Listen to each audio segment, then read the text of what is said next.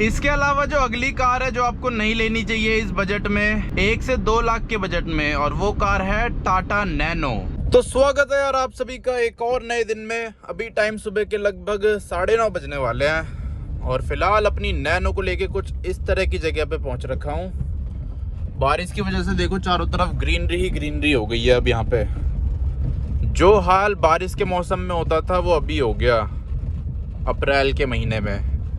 अप्रैल ही चल रहा है ना, हाँ अप्रैल चल रहा है। पर यार गाड़ी की विंडशील्ड बहुत गंदी हो रही है, इसकी विंडशील्ड को क्लीन करते हैं। तो अब यार यहाँ पे अपनी नैनो रोक के इसकी विंडशील्ड साफ़ कर रहा हूँ, बहुत ही ज़्यादा गंदी हो रही है। किधर से करें, इधर से करते हैं। पहले मैंने इसमें स्प्रे मार दिया है, एक बोतल रखता हूँ मैं स्प्रे वाली, उसमें पानी भर के रखता हूँ और शैम्पू। अब कपड़े को उल्टा करके मार देंगे तो एकदम क्लीन हो जाएगा इसका शीशा, विंडशील्ड क्रिस्टल क्लियर एकदम। और गाड़ी साफ़ करने के लिए ये यूज़ किया करो, माइक्रोफाइबर क्लॉथ सबसे बेस्ट रहता है ये। चलो शीशा तो हो गया साफ़, बाकी ऐसे ही रहने देते हैं। गंदी बारिश हो ही जा रही है, रोज़ रोज़ कौन साफ़ करेगा। कोई महंगी गाड़ी होती तो मैं वो लगा लेता साफ़ करने वाला, हमारी सोसाइटी में करता है वो, डेली सुबह आता है सारी गाड़ियाँ साफ़ करता है। पर नैनो जैसी गाड़ी के लिए मेरे को वर्थ नहीं लगता उसको लगाना। इसके बाद कोई दूसरी गाड़ी लेंगे ना, उसमें लगाऊंगा उसको, वो अपना मस्त सुबह आके साफ़ कर दिया करेगा तो रोज़ अपनी गाड़ी चमकी हुई मिलेगी। बाकी एक बार आपको जगह दिखा देता हूँ कितनी ज़्यादा सुंदर है ये। और ये खड़ी है अपनी नैनो, प्यारी प्यारी नैनो। और यार अभी परसों मैंने इसके टायर का वॉल चेंज कराया था, देखो दोबारा हवा लीक हो गई। मतलब ज़्यादा नहीं हुई है, पर यह है कि टायर पिचकने लग गया है। ये टायर ख़राब ही हो गया, दोबारा चेक कराना पड़ेगा। 2 टायर में अभी मेरी नैनो में हवा निकल रही है, इसमें जल्दी निकल रही है, एक और है उसमें थोड़ी धीरे धीरे निकलती है। बाकी ये स्टिकर भी बढ़िया लगते हैं, पहले अजीब लगते थे लेकिन अब सही लगते हैं। सारे डेंट स्क्रैच भी छुपा देते हैं, डेंट तो नहीं छुपाते पर स्क्रैचेस छुपा लेते हैं सारे के सारे। कितनी ज़्यादा सुंदर लगती है अपनी कार। 1X पे देखो, 1X पे। और इसकी लाइट भी ना क्लियर लगती है, लाइट मैंने क्लियर करवाई है ना, और क्लियर करवा के इसके ऊपर रैप करवा दिया ट्रांसपेरेंट वाला, तो उसकी वजह से अब ये दोबारा से फेड नहीं होगी। तो चलो यार अब निकलते हैं यहाँ से, हैंड ब्रेक करते हैं डाउन। चलो गेट अपने आप ही बंद हो जाते हैं इसके। तो अब यार अपनी सोसाइटी में आ चुका हूँ, गाड़ी खड़ी कर दी है पार्किंग में। अब चलते हैं अपने घर। चलो चाबी निकाल देते हैं अपनी BMW की। ये देख लो इसकी चाबी भी कितनी ज़्यादा सिंपल है, जैसे बाइकों की चाबी होती है, क्योंकि इसमें कोई सेंट्रल लॉकिंग वगैरह कुछ नहीं है, पूरी की पूरी मैनुअल गाड़ी है ये। तो अब यार घर आके मैंने अपने लिए खाना बना दिया है। मतलब इसमें अंडे हैं, 5 अंडे, और ये थोड़ा सा प्याज, और मीठे में है केले, और उसके साथ खजूर। वैसे खाना बनाने से पहले ही मैंने 7-8 खजूर खा लिए हैं, तो इसलिए थोड़े ही लिए हैं। तो ये है अपनी मील, इसमें प्रोटीन है बहुत सारा। तो अब यार शाम के 5:30 बजे निकल चुका हूँ अपनी नैनो को लेके। आज तो मौसम काफ़ी ज़्यादा बढ़िया हो रहा है दिल्ली में। और यार इस वीडियो में मैं आपको बताने वाला हूँ कि कौन सी कार आपको अवॉइड करनी चाहिए अगर आप सेकेंड हैंड अपने लिए कोई कार खरीद रहे हो 1-2 लाख रुपए की। क्योंकि 1-2 लाख रुपए में ना बहुत सारी कार आ जाती है अलग अलग टाइप की, लेकिन ऐसा नहीं है कि सारी ही गाड़ियाँ आपके लिए बढ़िया रहेंगी। कुछ गाड़ियाँ अच्छी हैं, कुछ बेकार भी है, लेकिन सब लोगों के लिए सारी गाड़ियाँ बेकार नहीं है। हो सकता है कोई गाड़ी जो मैं बोल रहा हूँ बेकार है, वो किसी के लिए अच्छी भी हो सकती है। तो वही सारी चीज़ें बताऊंगा मैं आपको इस वीडियो में। तो स्टार्ट करते हैं यार पहली कार कंपनी से, और उस कार कंपनी का नाम है शेवरोले। तो शेवरोले की बहुत सारी गाड़ियां इंडिया में मिल जाती है बहुत सस्ते में। जैसे ये लगा लो 1 लाख के अंदर अंदर ना शेवरोले की स्पार्क आ जाती है, बीट भी आ जाती है 60-70 हज़ार रुपये में। तो ये दोनों गाड़ियाँ बहुत मिलती है सेकेंड हैंड मार्केट में, बहुत ज़्यादा सस्ते में। मतलब 50, 60, 70, 80 हज़ार रुपये में मिल जाएगी आपको ये दोनों ही कार, या फिर 1 लाख में मिल जाएगी। मतलब उस पर डिपेंड करता है कितने साल बचे हैं, लेकिन सस्ती मिलती है ये गाड़ियाँ।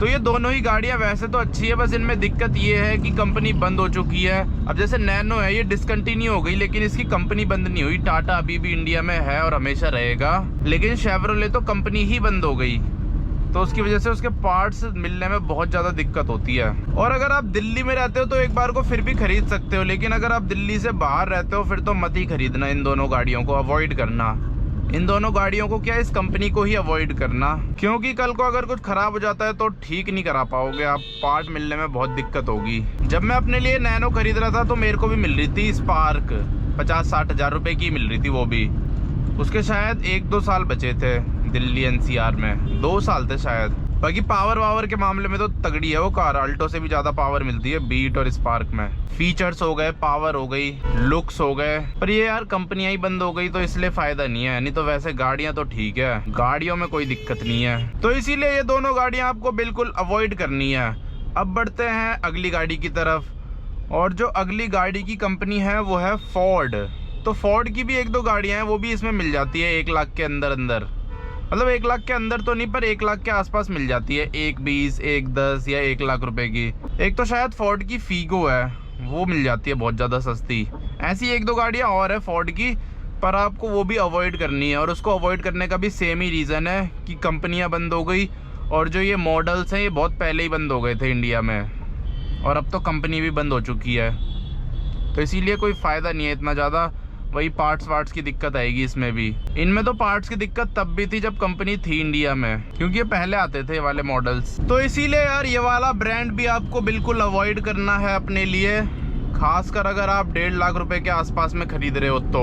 फीचर, पावर, लुक्स के चक्कर में मत पड़ो, वरना आपको आगे जाके बहुत ज़्यादा पछताना पड़ेगा अगर आप ये वाले ब्रांड्स ले लेते हो तो। और जैसा मैंने पिछली वाली ब्रांड के लिए बोला था, अगर दिल्ली में रहते हो तो एक बार को फिर भी ले सकते हो, लेकिन दिल्ली के बाहर तो बिल्कुल ही मत लेना गलती से भी।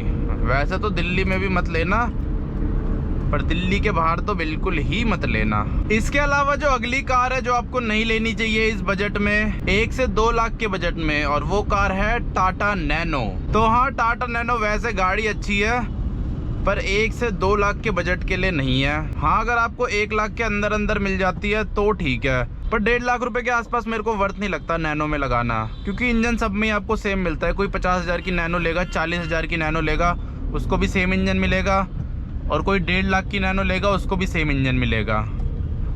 बस जो फ़र्क है वो थोड़े बहुत फीचर्स का है और थोड़े बहुत लुक्स का है। हाँ, अगर इंजन थोड़ा बढ़िया मिलता ऊपर वाली नैनो में तो फिर भी आप ले सकते थे, लेकिन इंजन सेम ही है तो इसलिए मेरे को वर्थ नहीं लगता। और खासकर ऑटोमेटिक नैनो लेना भी मेरे को बिल्कुल वर्थ नहीं लगता, बहुत ज़्यादा महंगी मिलती है वो भी सेकेंड हैंड मार्केट में, क्योंकि ऑटोमेटिक है इसलिए। बस ऑटोमेटिक नैनो उनके लिए बढ़िया है जिनको सिटी में ही चलानी है, ट्रैफिक में चलानी है, बहुत ज़्यादा हैवी ट्रैफिक में, या फिर जिनकी एज ज़्यादा हो गई है, लड़कियों के लिए ठीक है बस, नहीं तो मेरे जैसे लड़कों के लिए ठीक नहीं है ऑटोमेटिक नैनो लेना, वर्थ नहीं है बिल्कुल भी।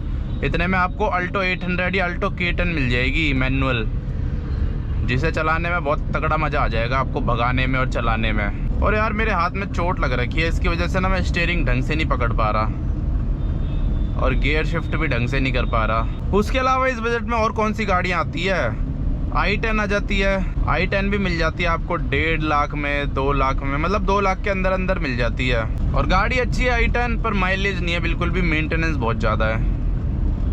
अगर बिना CNG के ले लेते हो तो बिल्कुल माइलेज नहीं देगी, ऐसे 9-8 ऐसे माइलेज देगी दिल्ली के ट्रैफिक में। इसके अलावा क्विड भी आ जाती है इस बजट में 1,20,000, 1,30,000 में, जिसके अच्छे खासे साल बचे हों दिल्ली NCR में। क्विड की भी रीसेल वैल्यू नहीं है बिल्कुल भी, क्विड भी बहुत ज़्यादा सस्ती मिलती है, तो क्विड भी आप ले सकते हो जो ठीक ठाक मिल जाए। क्विड आपको अल्टो से ज़्यादा सस्ती मिल जाएगी और ज़्यादा वैलिडिटी के साथ मिल जाएगी, और क्विड बड़ी भी लगती है देखने में, चौड़ी भी लगती है देखने में, पर फिर भी यार अल्टो की रीसेल वैल्यू बहुत तगड़ी है। भले ही आप सेकेंड हैंड अल्टो लो, नई अल्टो लो, कभी भी उसे आप बेचने जाओगे ना आपको अच्छे खासे पैसे मिल जाएंगे।